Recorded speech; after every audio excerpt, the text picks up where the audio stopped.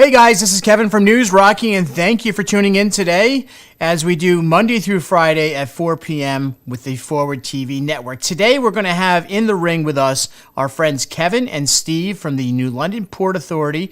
These guys are actually not working for the Port Authority, but they're actually working in regards to what's going on down there at the port. They're going to give us an update on the actual current events going through the political process through Governor Ned Lamont and some of the other key players in this process. I got to tell you, last time we had Steve and Kevin on talking about this port issue, and the state pier in New London was one of our highest rated shows. So make sure you tune in and get in the ring. Kevin, Steve, and Kevin, bringing it to you.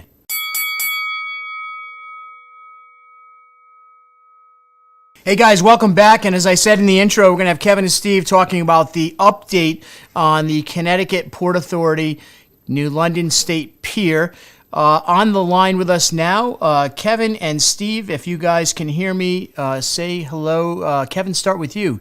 How are you doing today?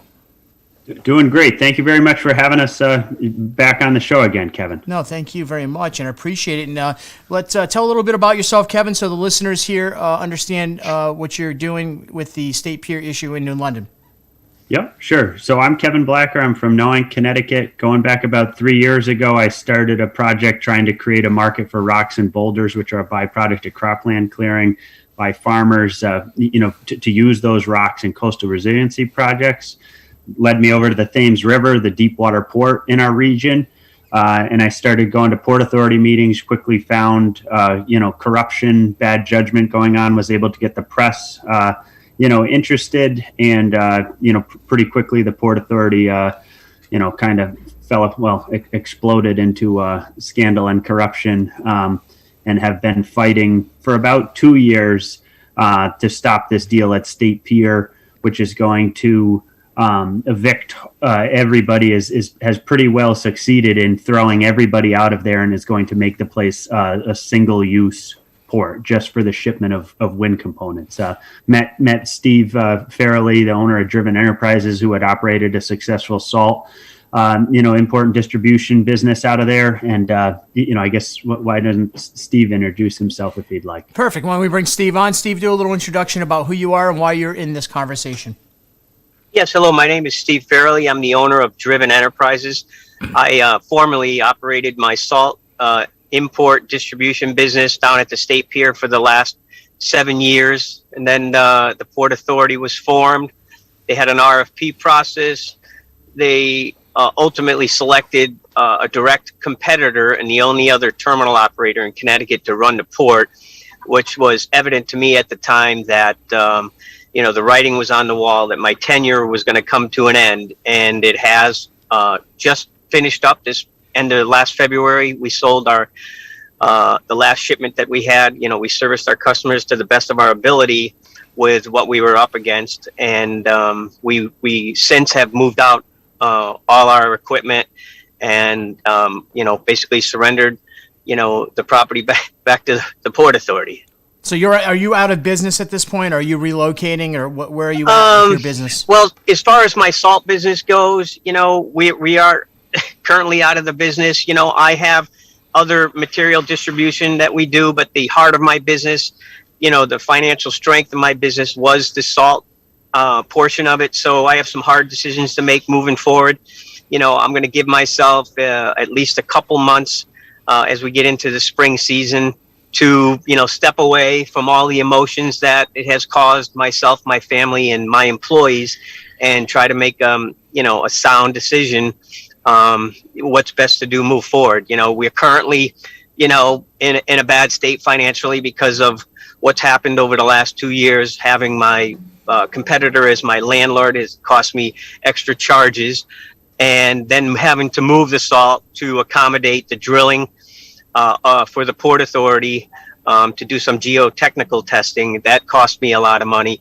And then, knowing that I had to zero my pile out in a given time, basically we sold a lot of the material at a loss this year because we didn't want to come up empty and not have the money to pay the bank. Interesting. So just to kind of get the listeners here of News Rocky, you're hearing the story from two individuals who have stood up against the state government local government and also other businesses who have partnered with the local government and state government. And I don't want to really tag New London because I think New London actually, and I think Mayor Mike Passero has done a really nice job of trying to really stand up for the people involved here. But it is a obvious fact that Gateway, you're speaking of, Steve, is actually that competitor who now has the contract and control of the state pier, is shifting everything over to the windmill manufacturing and processing sort of holding pattern company. Oh, during our salt operation, we employed as many as, counting the union members down there, as many as 100 people. On a busy day, we would have at least 50 trucking companies that would come continuously, especially when we had event after event, working. And that income for these small companies, throughout Connecticut is an integral part of their yearly income. And they're truly going to be affected by this. They depended on this income for the last 6 years. Like I say, it was an essential part of their business, and they're going to be scrambling like myself. When you lose 1/3 or 1/2 of your yearly income, trying to replace that with something that makes sense, that's going to be profitable to your business, is going to be difficult. So it's not, I want to go, Kevin, I want to go back to you and I want to ask a few questions. And so we do know that some of the things that have been brought to light during this situation is somebody like Scott Bates, for example. Scott Bates, yep, who obviously works in state government here in Connecticut. I believe he and his wife both do. Maybe I'm wrong. Scott Bates was a part of the Port Authority. Scott is someone that most people do know. He has a very, very good resume when it comes to national affairs and national security. He's been a very strong Democratic representative here in the state of Connecticut and works for the Secretary of State as her assistant currently. He actually was involved in some sort of corruption claims. Tell me a little bit about that, Kevin. I mean, what do you know about that situation with Scott Bates? So the Port Authority was like Scott Bates's baby. It was his organization. Other board members described it as like he ran it like his own secret society, that he was fully running the show. And when all the corruption broke, when the audits, going back in 2019 and 2020 showed excessive spending, hiring of friends, purchasing of artwork from family members of the board, lack of accounting procedures. Lack of any accounting, at all. And this is taxpayers' money, right? This is taxpayers' money being spent. Yeah. Scott Bates, an appointee of then Governor Malloy, correct? Yes. Was in this position, not only holding the position as a deputy in the Secretary of State's office, but also the head of the Port Authority. Do we know how much Scott Bates was making from taxpayer money then for both jobs?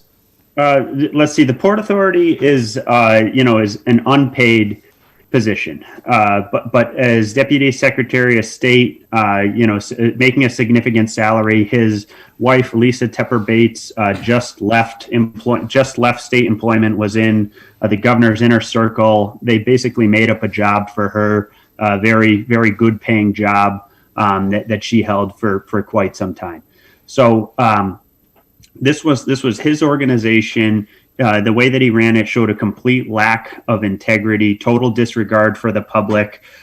He was asked to resign by the governor, and he did.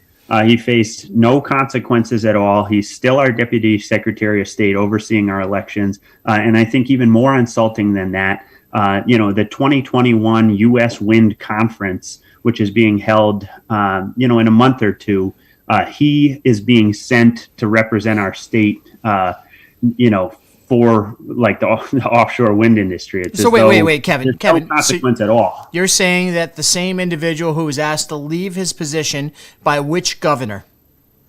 By Governor Lamont, and further, there's so then Governor Lamont puts him in this position to represent the state of Connecticut at a wind conference?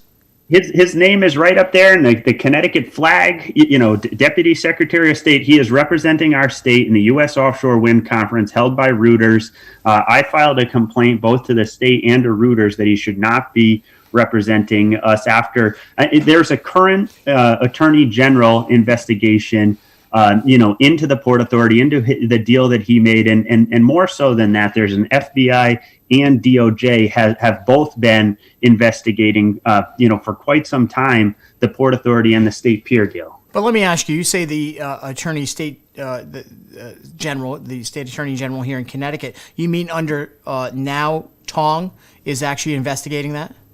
He has stated to the press since 2019 and currently ongoing still, the Attorney General's office has been investigating, the Port Authority, including payment of a $523,000 success fee to the company of a former board member. It's kind of amazing to me because when we look at what the Attorney General Tong has been able to do, and we have actually been reaching out. We want to get him on the show along with Governor Lamont. We want to get to give them a chance. And actually, Scott Bates, I'm sure you'll hear this as well, and hopefully you'll come on as well. We want to hear your side of the story. But I've read enough, and I got to give credit to someone that I want you to introduce to the listeners here, Kevin, a New London author of often very critical commentary, especially against conservatives in the state of Connecticut, a reporter from the day paper in New London.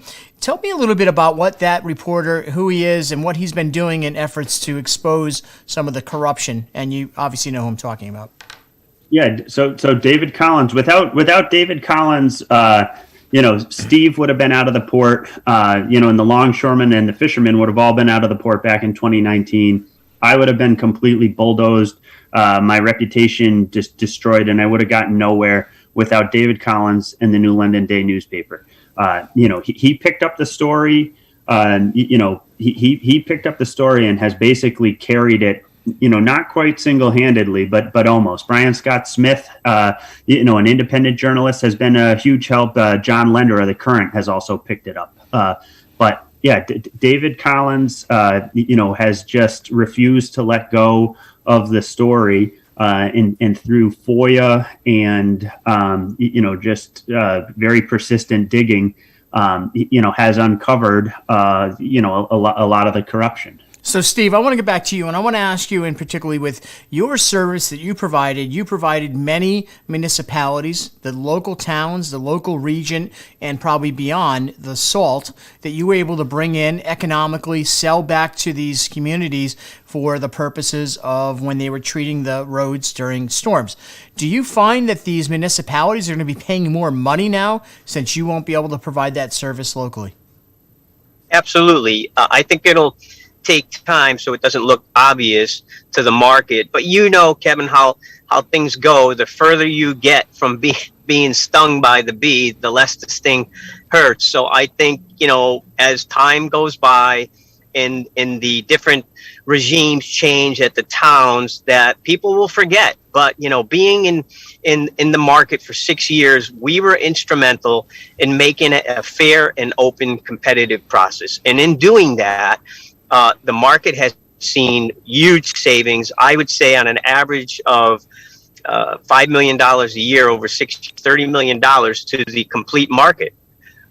So those things are going to be lost because when you take competition away, and they're going to want to say that there is competition because there's other salt companies, but all the other salt companies are located and under the control of Gateway. In other words, the salt has to come through their terminal. The salt is handled by Gateway. The salt is going to be trucked or stored on their properties or their leased properties. So I feel that there is going to be trouble moving forward for the salt market. It's like anything else. If there's no checks and balances, people will push the envelope and get what they want.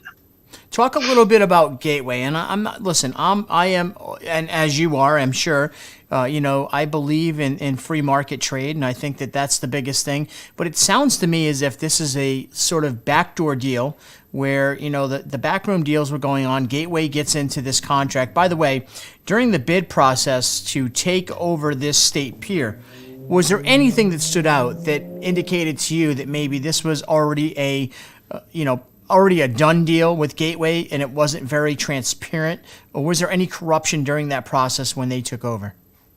Well, I feel first and foremost, where would you allow the only other competing terminal operator in the state to even participate in this process? Gateway, knowing that they would have full control of a market and be able to create a monopoly and never have to lose a negotiation because it was going to be, deal with Gateway in New London or deal with Gateway in New Haven. So when you know that going into a process, your purse, your bid is going to be 10 times more than anybody else's, knowing that the prize is going to be you're in total control. To me, that was the writing on the wall that this process was corrupt. So this is really the David Goliath story. Kevin, I'll get right to you in a second. I want to finish with Steve with one other question. Steve, yep. do you feel like you have a legal grounds to go after possibly the state of Connecticut for breach of contract? The law is funny. I mean, I want to say I do, but, speaking to different, lawyers during this process, with the whole, state has immunity. You can't sue the state. My argument was the Port Authority was freestanding. They are the ones that were consulted by a company that they chose to put this RFP process out. Mm-hmm. You would have thought that they would say, "Hey, look, we can't let the only other terminal operator mm-hmm. in Connecticut of the other deep water port to participate." So the writing was on the wall that this was definitely not on the up and up. I mean, we see immunity being given to a push across this country to go after law enforcement professionals each and every day. Would you guys agree with me? And I 100% as a former politician, and who knows if I'm going to be a future, I think the fact that we have politicians in power, if they make egregious moves like this, they should be held accountable. Don't you both agree? Maybe Scott Bates or some of the other political people involved should be, you guys should be able to have the right to go after them financially for ruining this situation down at the Port Authority. And I believe that Steve does under the Clayton Act, under antitrust. Under antitrust, I believe that the Port Authority violated antitrust laws. And the Port Authority is a quasi-public agency, which means they are not the government. It says that they can sue and be sued. They're acting like a business, and that's where I believe Steve has the ability to go after them. And that's a way, that I'm going to push. We need to find an aggressive, talented lawyer. That will pursue that, but to try to, cause consequence, when people like Scott Bates or the Port Authority, are corrupt and dishonest. Steve, you asked Steve whether you thought the deal was done or whether there was corruption while it was made. The deal was already done. Logistec, it was a done deal before it was ever, really done.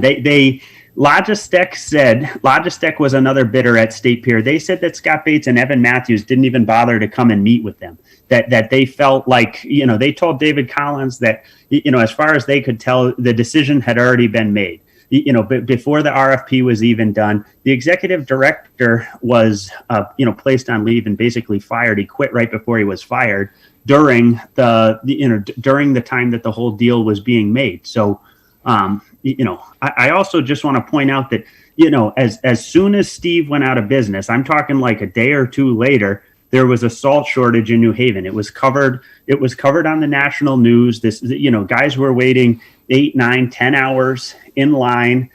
Gateway tried to raise their prices. As soon as the news caught wind of it, they suspended that price increase, but it was a sign of what's coming. And everybody was going to either Providence or New Haven as soon as Steve shut down. And there were accidents and breakdowns from people that, we both talked to and know, driving an hour on the highway with their trucks when they could have just been going to New London. So let me ask you guys, on a personal note, you're out here fighting this fight.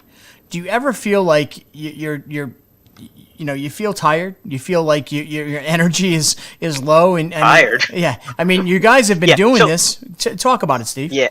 So tired, I'll tell you what tired is. So trying to satisfy both needs through this process is getting the salt sold so I could make the bank whole, who's been watching this basically like a hawk. They were trying to make sure that this was going to end well for me, that they would get paid. And that was my goal, because with the bank being able to, me making the bank whole gave me the ability to move forward under my own terms. So now, like I say, I get to sit back in it. But selling the salt and trying to preserve the quantity till I could satisfy my customer base, I came up short. I came up short probably, I ran out probably 2.5, 3 weeks early.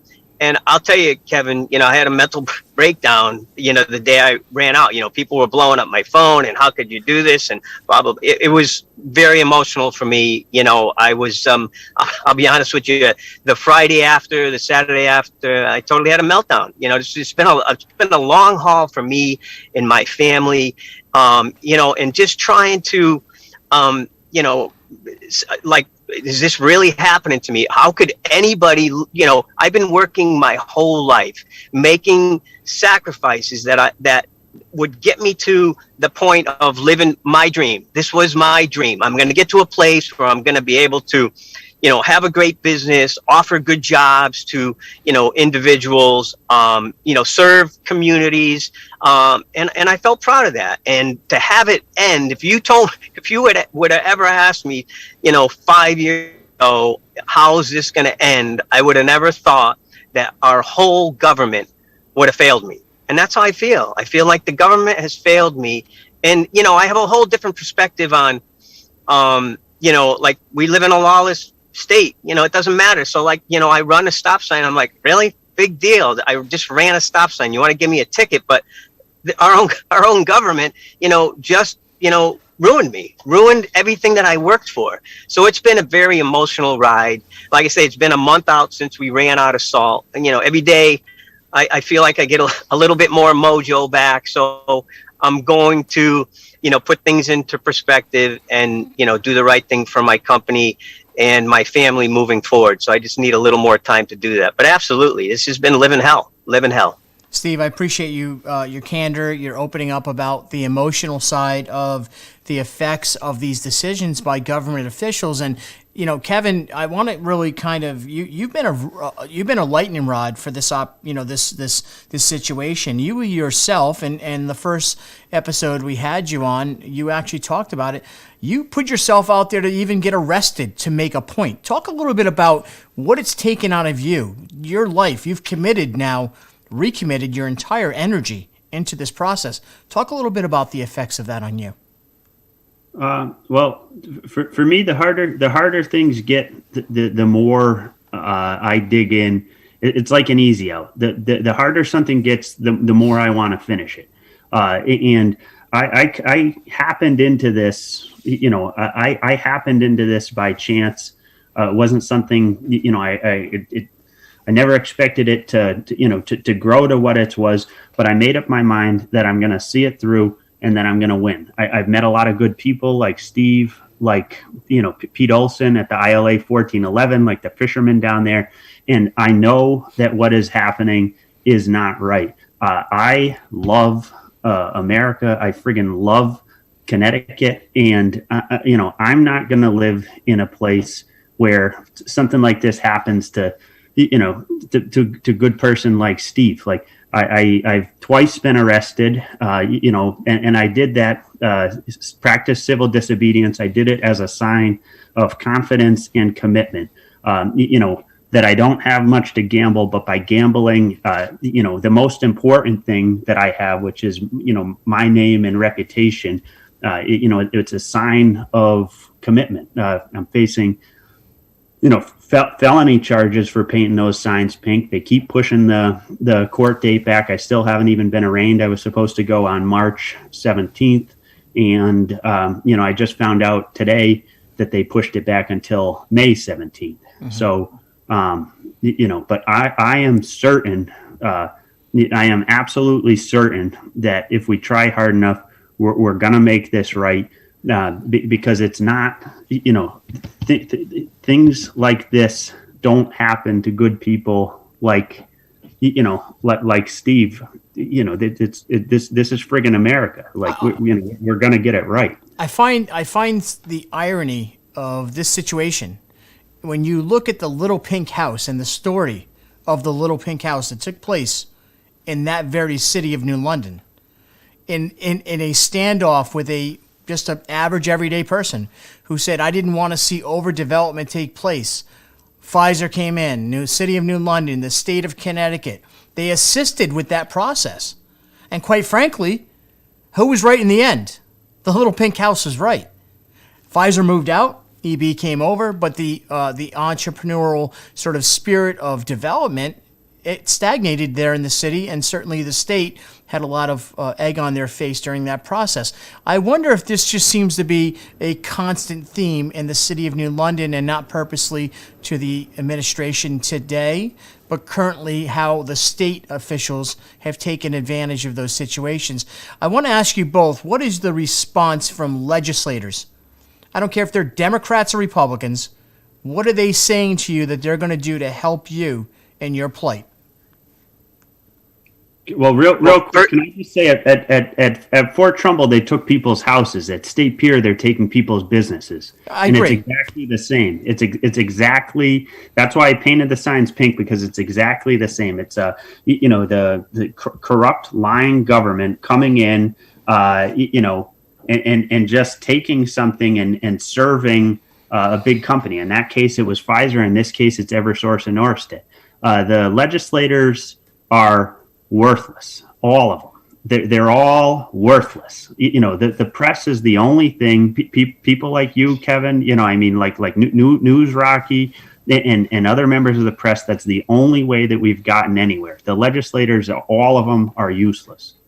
Thank you, Steve. Any comments on the legislative response during this battle? Yeah, no worthy legislative response. I think they're all part of a system, and it's like that fraternity. They're not going to step outside their boundaries. That's going to affect their political career.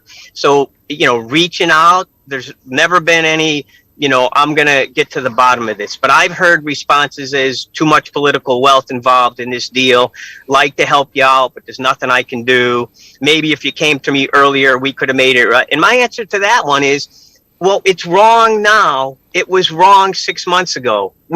There's no reason we can't make it right now, because really, like Kevin says, they're worthless. They're worthless. I've reached out to many of them just recently. I nicely, because somebody, one of my towns reached out to Congressman Courtney's office, and they responded to the town, and he went on, they went on to tell him that, they thought that I was all set. I had a place set up in London. So I followed up with an email saying that it's being misrepresented where I am and what my situation is. And I kind of spelled it out.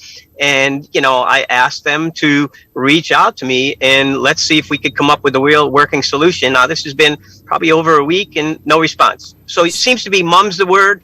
When they don't want to answer hard questions, they say nothing, and wouldn't that be good for all of us people, business people, when my customers, sometimes they got hard questions, and what we got to do, we got to be big boys and we got to pick up the phone and we got to answer them hard questions. But government people just don't seem to want to do that. Well, it's unfortunate that you are going through that experience. You had over 100 jobs in the high time of the year when the salt business is working hard. Kevin was starting a new industry sort of to be used as a platform to expand into even more industries. The city of New London, let's talk a little bit about that, guys. And Kevin, I'll go to you first. What is your feeling about how the city of New London, Mike Passero, his administration, have they been out front fighting for you? I can't tell. I think he sat kind of right on the fence and was waiting to see which way this thing was going to roll. And I think that Lamont and the Democratic Party had a lot to do with him getting reelected. And I honestly don't know what to make of Mayor Passero. I know there was a big deal made in the press of this host community agreement that he signed with Eversource and Orsted, which promises the city maybe $5.25 million if the project goes to full scope. He signed over his voice to support the project. He's now, in trade for that, he's required to make positive statements. So anything coming from the mayor here on out, in my mind, is going to be governed by that host community agreement he made. Steve, any comments on the administration in the city of New London under Mike Pastro? Yeah, I think early on they reached out to me and they didn't like this whole deal that Gateway was taking over. I think they felt Logitech was doing a good job, and they were treating all their customers, and tenants just fine, that they should be able to continue on there. I think, like he explained in the press, that he wasn't included in a lot of the meetings that were going on after the meetings, so he really had no say. But I do think with what ability he had to help me, I want to say both him and Felix Reyes of the mayor's office, I think they truly saw that this was wrong. The choice of putting my competition to be my landlord was wrong. They knew that I was in a tough spot.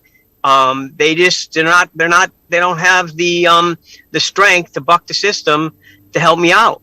So I think the mayor had to do what was right for the city, because he represents, the people of New London.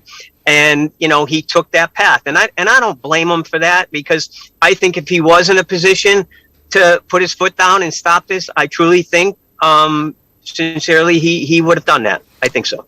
All right, so I appreciate that, Steve and Kevin, on that comment. And I want to just sort of maybe put this out here for you two to actually comment on, or at least give me your opinion.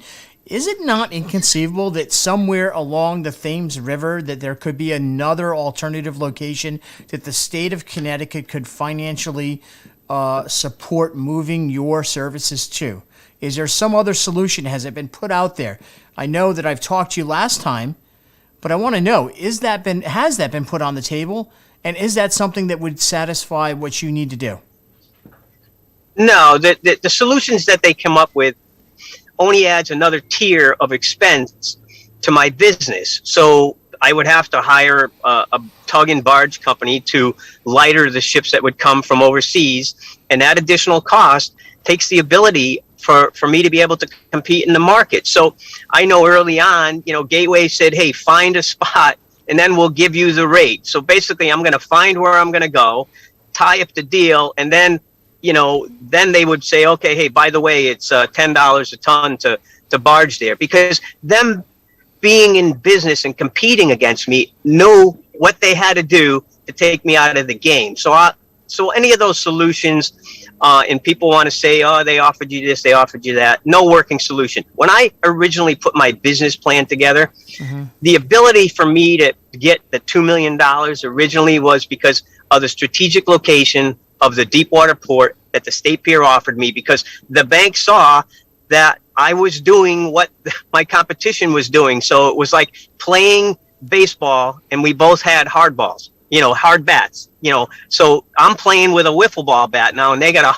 hard ball bat. There's no competing. So I didn't want to back myself. Here's what I didn't want to do: take a deal to appease the other side and force myself to go out of business in a year. No good. Steve, wasn't a solution. Kevin, before I get to you, Steve, let me ask you, in this process, they actually vacated your current agreement, correct? You had an agreement in place for how many years? How did that work out, just for the listeners of News Rocky? So explain that question again. Go ahead. So in other words, you had a contract in place that the state of Connecticut, through the state pier and the authority, the Port Authority, they vacated that relationship prematurely. Is that correct? Well, this is how it went. I originally had signed a lease that was tied to Logitech's lease. So as long as Logitech was there, I leased from the terminal operator. When it changed hands, Gateway honored the lease, but originally they told me, I remember in a meeting, they told me that they had gotten basically a raw deal from the government, because they didn't know that all us tenants had to leave and they were just going to service the wind industry. So I'm thinking, well, okay, so if you guys got a bad deal. I'm going to get a bad deal because you're not going to have me as a customer. Let's go lobby to the governor's office. And they were like, no, maybe we knew about that.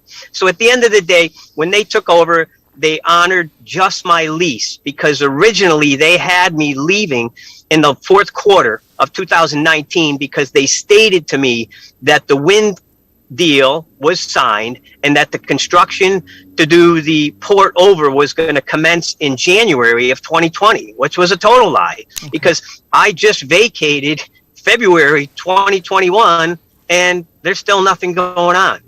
Right. So it's just been, when they took over, it was just trying to find ways to eliminate me fast, get me out of the game.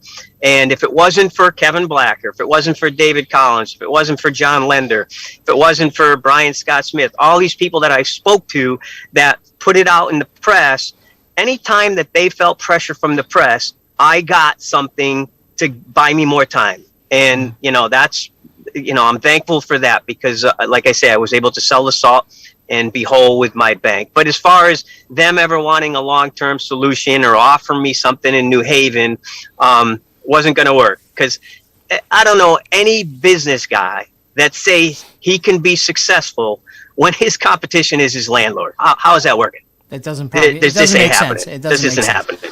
It doesn't make sense. Kevin, I want to go over to you now and just where do you go from here, brother? I mean, you got this fight going on, and you're standing up against the Goliath and the government, and certainly all this energy. You have a pending trial, or not trial, but at least you have a court date. What's your next move for your energy? Yeah, the next move is knock Scott Bates out of his job. Take Scott Bates' job, knock him out of the Deputy Secretary of State's office, break the deal at State Pier, go after the governor's job and try and knock him out of office, and have the place rebid honest. Have it rebid honest. You talked about, was there another place that Steve could go along the river? Logistec, in their proposal for State Pier, said, let's keep all of the existing users and we'll bring in a flex support, which is a temporary dock that they would have accommodated the wind on. Something like that would have made a lot more sense.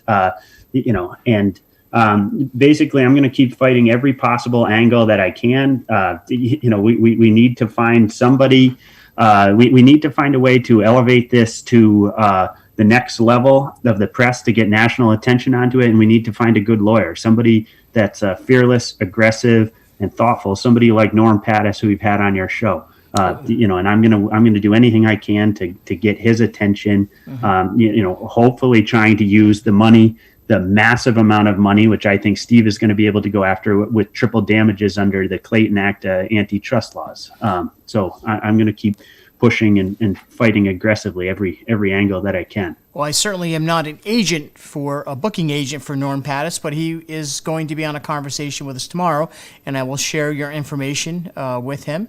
I certainly look forward to doing that, and I'll pass it along. I do think that your fight for both of you is not over, and certainly up against the power players. It's interesting to me when I ask the question, political, sort of who is there politically, and you both kind of indicated to me that no one other than maybe the city of New London has been really at the fight, fighting for the people. Now, when you wrap this whole thing up in a nutshell, it really comes down to government cooperating with big business to put out the little guy, in a sense, out of business.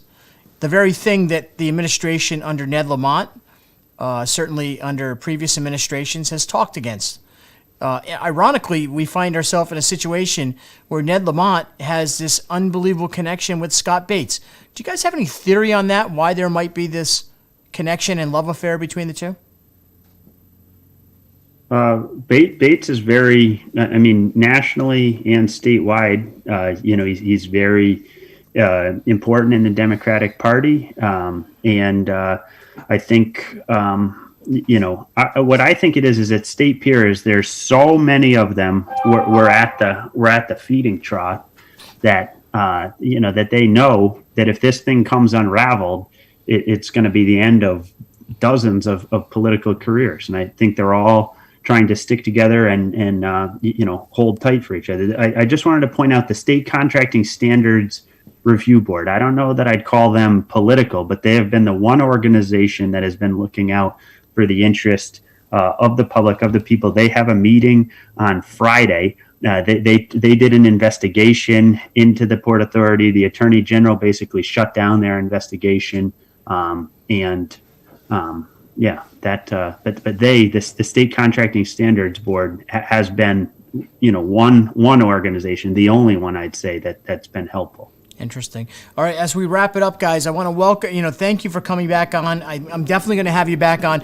I'm going to make an effort from our platform here with the News Rocky Show to reach out to Governor Ned Lamont's office, the Attorney General Tong's office, Scott Bates, and anyone else that you want to recommend. Kevin, send me an email, or Steve. That way there I can invite them to a panel discussion and try, Heather Summers, who I am certainly a friend with and respect. I want to hear what she has to say. I think Joe Delacruz, who's been on the show, what does he have to say?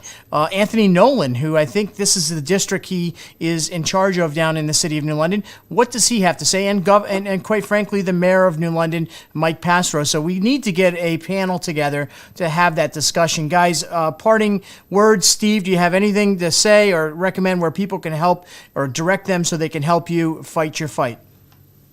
I just, want to thank your listening audience for hearing us out. And, we're going to continue to fight, for justice, because like Kevin said, there's so many, and it's not just my company, it's the union, it's the fishermen, and it's, what it is. It's just anybody else in the future that wants to do something to improve their quality of life, and just to know that if we can make this right, that they're not afraid that somebody's going to have the ability just to, with a flip of the pen or some backroom deal to steal it away from you. It's just, all this is about power and greed.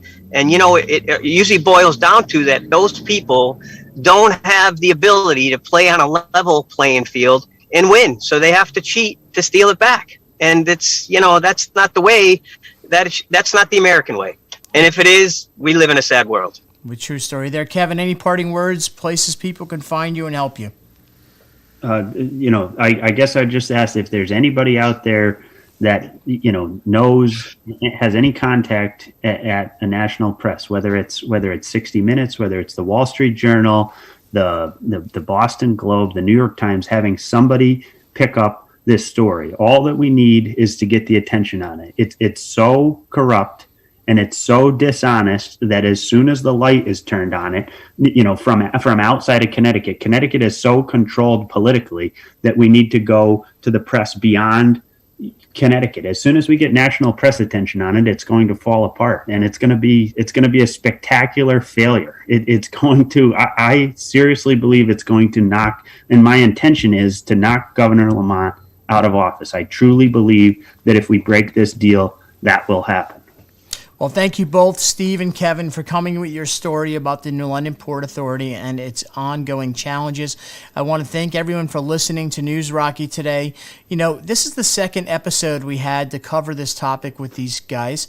They gave us the update from where we are today. And certainly what I look at is, the political system in general always has, there's a speculation of untrust from the communities, from states, and from federal administrations.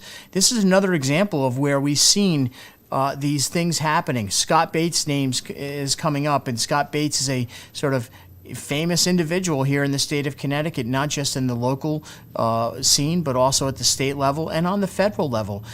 There's an example of how sometimes I think the name actually helps you out of the system. Now, I'm not here to attack Scott. I would welcome Scott Bates to come to the show on News Rocky. I want to hear your perspective on this. Also, I want to invite any one of the political people in power today, including Governor Ned Lamont, Joe Courtney, certainly Richard Blumenthal, and yes, our favorite Chris Murphy. We want to hear what you have to say. These are your constituents. These are your people who each and every day are out there, creating jobs and being a part of the economy. And now we're hearing a story about how government has participated and cooperated with big business to put the small businesses out of business. Guys, this has been an episode of News Rocky. It's a local coverage on a local issue here in the state of Connecticut. Thank you for tuning in. This is a great example of the same thing that's going on with the pipeline out in the Midwest of this country, how government is cooperating with other entities to put business out of business. Guys, we'll see you tomorrow on News Rocky, Monday through Friday at 4 p.m. on the Forward TV network, bringing it to you each and every day in the ring. Take care.